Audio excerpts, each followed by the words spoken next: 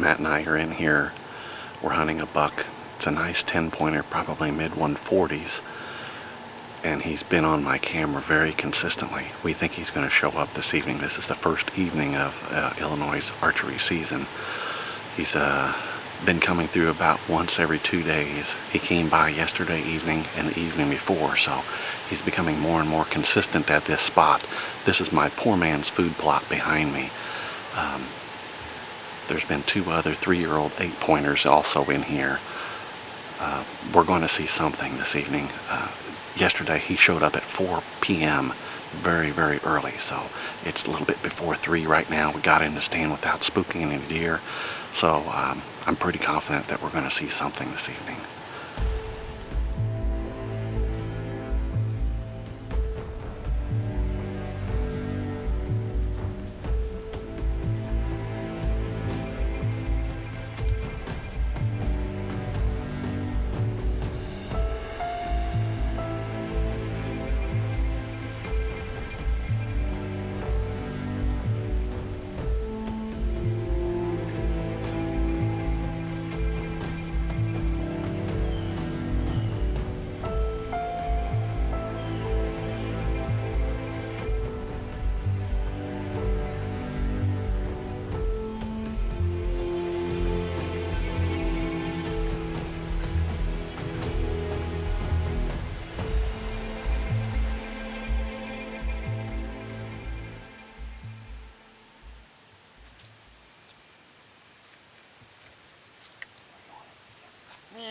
Meh.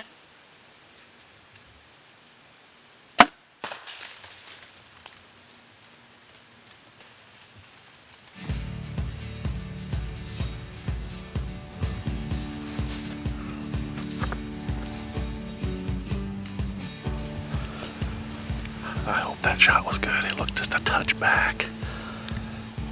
Whew, he had been in. He went in to the thicket, and we thought he was gone. A deer actually snorted somewhere over in that area. I was hoping he would come back out, and he did. It's been like a half hour. He was 40 yards when he went into the thicket. I just didn't feel comfortable with the shot. I'd have to lean a little bit. Oh man, that was good. This is the first day of season. Oh my. The wind was perfect. The conditions were perfect. This was going to be the evening. I just had a feeling. He was 30 yards. It looked like it was just a touch back. We're going to give him a few minutes and get down and go ahead and see what the arrow looks like and then the beginning of the blood trail.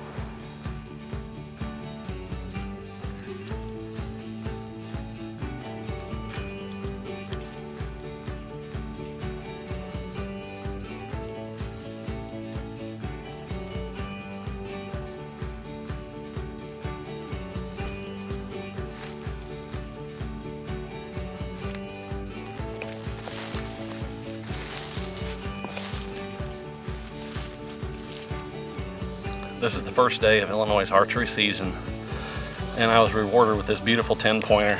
Nice long points. Got pictures of him all summer long, but he seemed to be concentrating after the beans started turning yellow a little bit more on a food plot that I had planted in the woods, my poor man's food plot. So you know, you hunt all season long, and the anticipation of just seeing a big one, and I got to watch this one all summer long, and like I said, I was rewarded with this beautiful 10-pointer. Realtree's Midwest Whitetail is brought to you by Cabela's, Easton Arrows, Frigid Forage, Fuse, Grizzly Coolers, Hoyt, Hoyman Tree Saws, Muddy Outdoors, Nikon, Ozonics, Redneck Blinds, Rocket Broadheads, RTP Outdoors, Trophy Rock, Spot Hog Releases, Wilderness Athlete, Viking Solutions, and Realtree. Jim's hunt is a perfect example of the importance of having a plan. My best seasons have always been ones where I had a good plan. you know, a plan means different things for different times of the season. And obviously for Jim, it meant having daylight trail camera pictures of a buck using the food plot that he had basically built just to hunt that deer. Going into the rut now, my plan is going to look a little bit different than what Jim's plan looked like. We're not able to pattern these deer nearly as closely in the end of October and all throughout November as what we can during the early season. They're not as focused on food. The bucks are more traveling throughout the rut looking for does, you know, as you well know. For me, a good rut plan is pretty simple. I just want to know where the bucks are living. If I know where they are living, I've got a pretty good chance of killing them, because then I can peck around the edges of that and I can hunt the travel corridors in and out. But for the most part, I can be conservative and put my time in, and you know, hopefully the buck will make a mistake and come past one of my stands. And that's been my recipe for success during the rut over the years.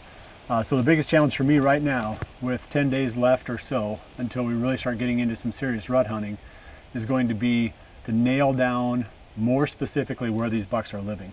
So I had 4 bucks on my target list going into the season, and I had a reasonable idea where 3 of the 4 were.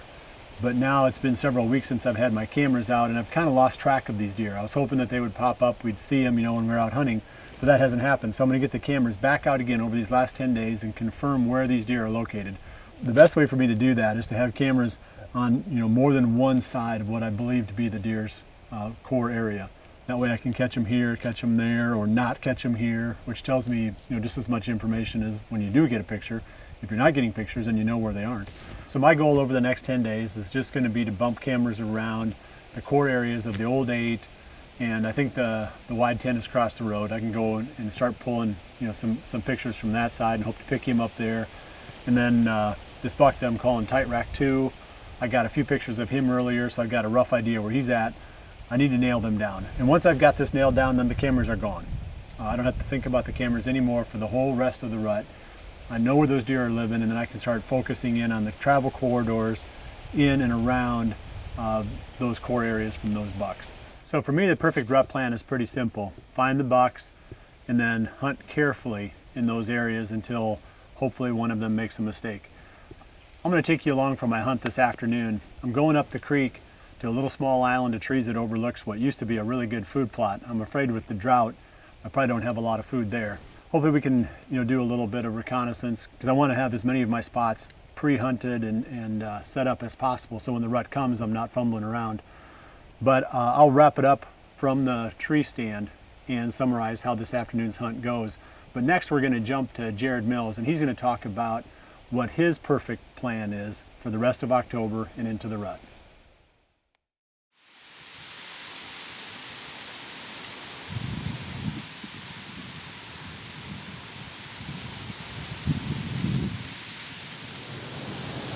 Well, it's the afternoon of October 20th, and Josh and I are set up for a quick hunt here. We'll probably only have an hour till sunset, if that. As you can tell, it's fairly breezy tonight, but super warm today, upper 70s. And Josh and I actually hunted this field last night, and all the does were down at this end, so we decided to bring 2 stand sticks, everything in this hot weather, and do a hanging hunt on this end. Now there's about 5 deer on the other end, so that's how it goes. But didn't really want to go to any good spots and potentially mess it up because it's just so hot. I don't see a good buck moving in this until after dark. So I came to a farm that I primarily just doe hunt.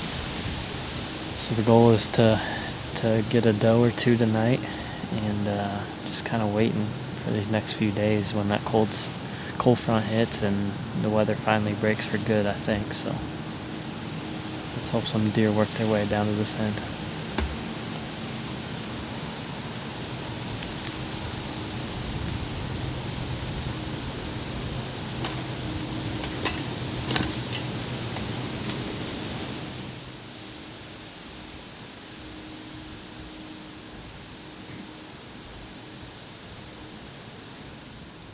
Waiting for something, but I don't see her. I see her, but I don't see anything yet.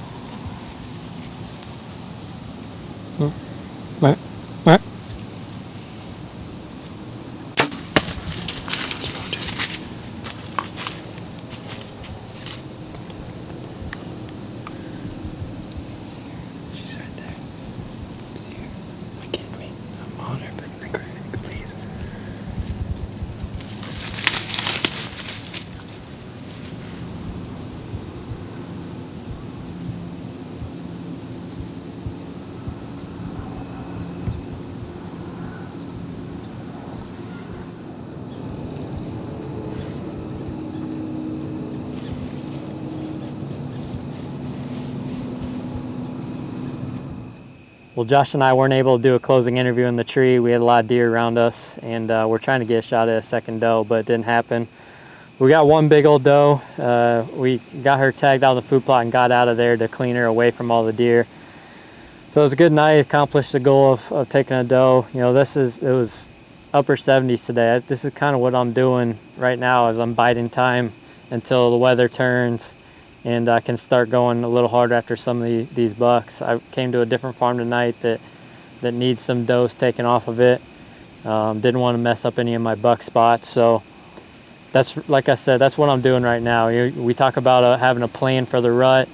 I always think it's funny talking about a plan because it never works out that way, but my plan right now is just to slowly start targeting some of these deer that I do have on camera that are on the farms consistently, just maybe 1 or 2 deer, Reggie being one of them.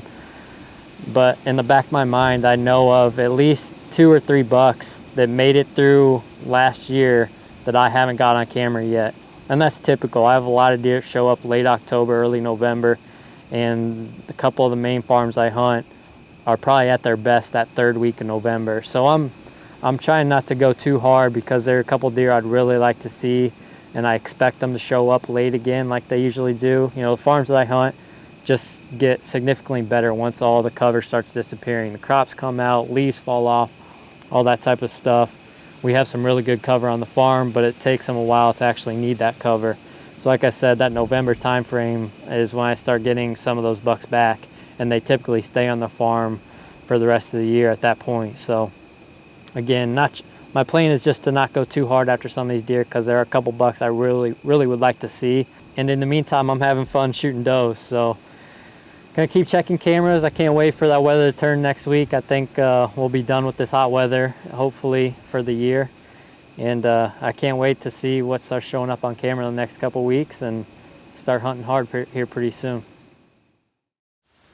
The spot where I'm sitting now is not at all where I intended to go this afternoon. We were heading up that creek and we came to 2 beaver dams, one stacked right behind the next, and there was no way that we were going to get around those without going up out of the creek and onto the field edges above. And I didn't want to come out of there at the end of legal shooting time and bump into deer that were feeding in those fields and mess up those spots. So rather than take that chance, we got out of there quick and came to a different location. Next on the episode, we're going to get an update from Caleb Byers. So as we talked about last week, we've had a great season so far. This last Friday the 13th, we went out to what we thought was going to be just an observation sit with the opportunity maybe to harvest this buck we call Gimp. We thought if Gimp was bedded in the same spot he was the first time we hunted him, he was either going to go towards us or the same direction he went the last time. It was about an hour before dark, and he ended up standing up out of his bed. But unfortunately, we were not able to get Gimp to come our direction. So we were kind of thinking, you know, that's probably gonna be what we see for the night. And completely unexpected, we had a buck we call Split Brow enter the back of the field there. It was just an amazing encounter with a buck that's definitely a legend on our farm. He's 7.5 this year, and he's definitely a wild card. He's not a buck that's going to do the same thing very consistently, which is probably why he's lived to the age that he has. But if we can ever catch up with this buck, he's definitely the #1 target on our farm this year. So it's a very cool encounter. We're looking forward to see if we can get the pieces put together of getting one of these 2 bucks on the ground. But the sheer history that we have with these bucks is what makes them trophies. You know, they're not high scoring deer. So hopefully it's a buck we can catch up to this year. He's definitely a legend on our farm, and either one of us would love wrapping our tags around him. So we'll see if we can get it done. In this episode, we're talking about the perfect plan, but sometimes plans don't go perfect, as Anthony Heller's hunt on public land in Wisconsin is going to show us in this next segment. Anthony went into a spot with a plan. The plan didn't work out, but what actually took place was a lot more than he could have hoped for. All right, well, just getting set up here, getting my gear ready to go. Hunting a spot where I found a huge scrape. It's October 9th, so bucks are really going to start hitting scrapes here in the next week to 2 weeks, you know, kind of getting into that pre-rut phase. Tonight I'm going to be hanging my muddy camera right on it as well as hunting it. So we'll see how it goes. I'm gonna get in here tonight. It's the first north wind we've had, which is the only time I can get in on this spot. It's just one huge scrape, probably like 4 feet wide. I'm gonna go back, hunt that, put my camera up, and I won't touch the spot again unless it's a perfect wind for probably the next 2 to 3 weeks until late October, and I'll come and check the camera and see what bucks we got on there. But we'll find out. Let's go.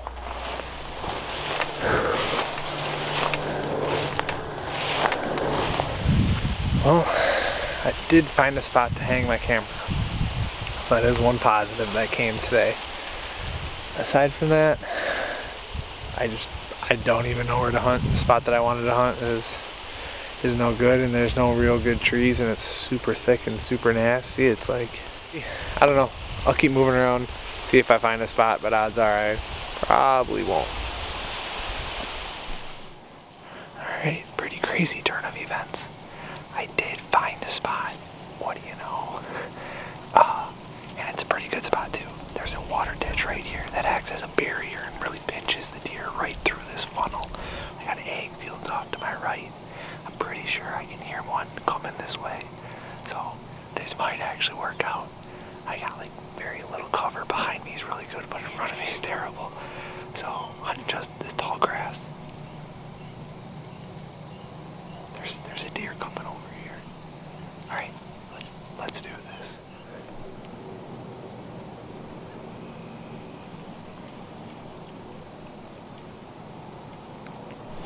There's a good 8-pointer coming right here. But he's coming right through here.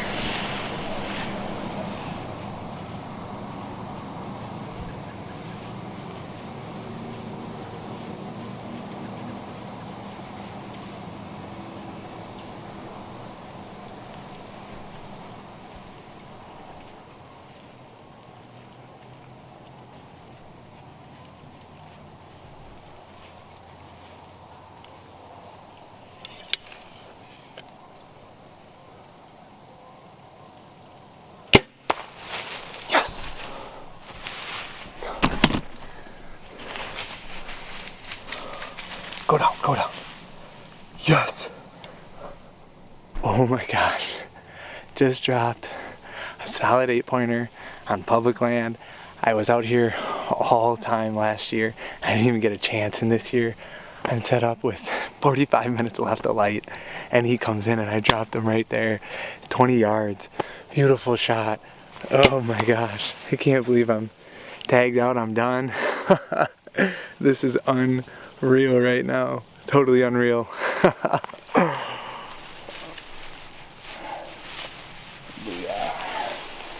Boom. Easton. Full metal jacket.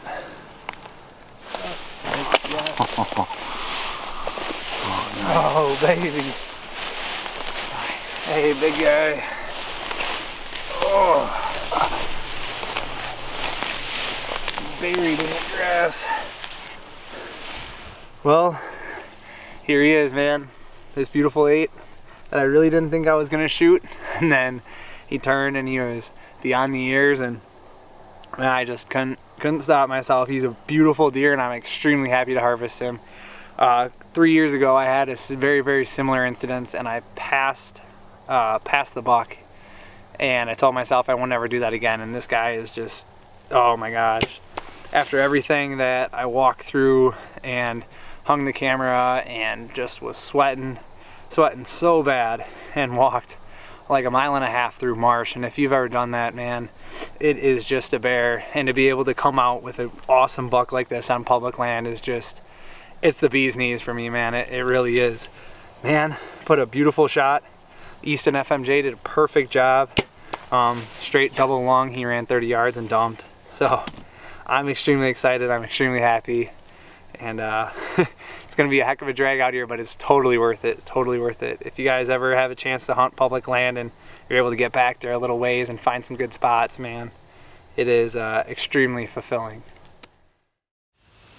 I've got about a half an hour left in the evening's hunt, and I wanted to, well, nothing's come out, it's been a bust so far, but wanted to bring you up to speed on how this past week has been. It's been what you'd expect for the October lull. We talk about it, but that's really what we've seen. Buck sightings have dropped way off. It's been warm, which doesn't help, but it's sort of the lull before the storm is what we're hoping. I've had a chance to get out and shoot some does and get some killing and grilling time. We've really enjoyed that with the nice evenings, being able to get the guys together and put some of these deer on the grill and enjoy the fellowship and the good food. But this coming week, I've got to get down to business. I've got to come up with my perfect plan. And if you come back again next week, I'll lay it out for you. I'll tell you what I learned and how I learned it. But that's my challenge. I've got 7 days now to really pull the pieces together and put together my perfect rut plan. It's going to start getting serious after this next week. Well, I appreciate you joining me. We'll see you right back here again next week for the next episode of Midwest Whitetail. And remember to always dream big.